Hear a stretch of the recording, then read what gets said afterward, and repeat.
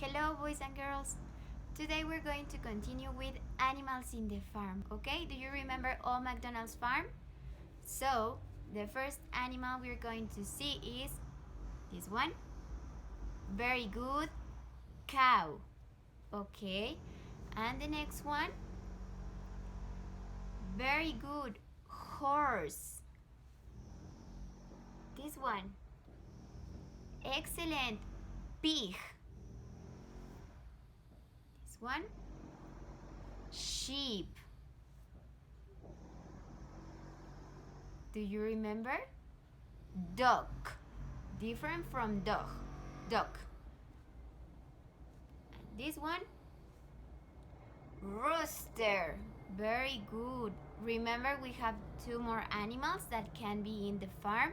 We have this one. Very good. Dog. And this one?